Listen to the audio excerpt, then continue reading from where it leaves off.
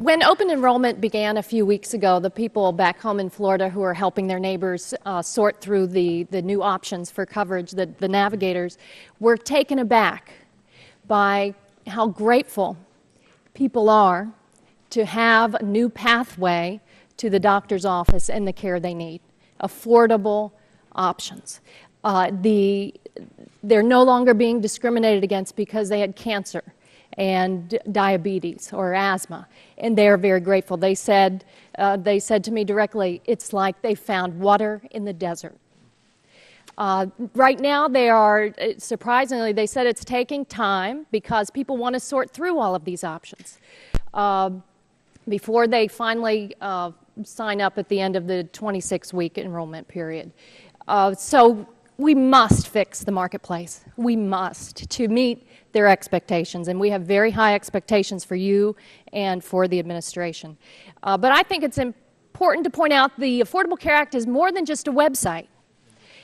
Despite all the obstruction by Republicans in my home state of Florida, nationally, even going so far as to shut down the government, millions of Americans are already benefiting, and there are benefits that are not tied to healthcare.gov.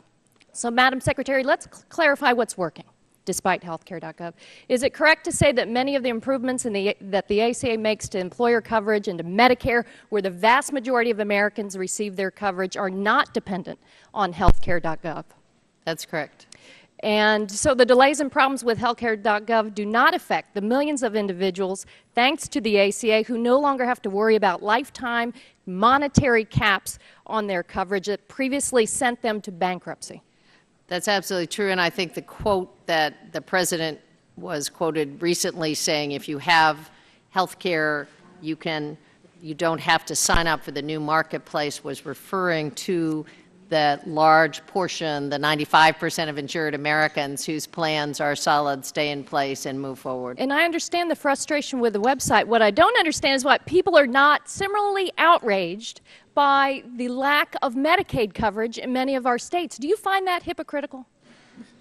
Well, I think it's very troubling that millions of low-income working Americans will still have no affordable option if states don't take advantage of the expansion program, leaving states bearing the cost of uncompensated care, families bearing the cost of parents who can't take care of their kids, workers not able to go to work, and people still accessing care through emergency room doors, the most expensive, least effective kind of care they could get.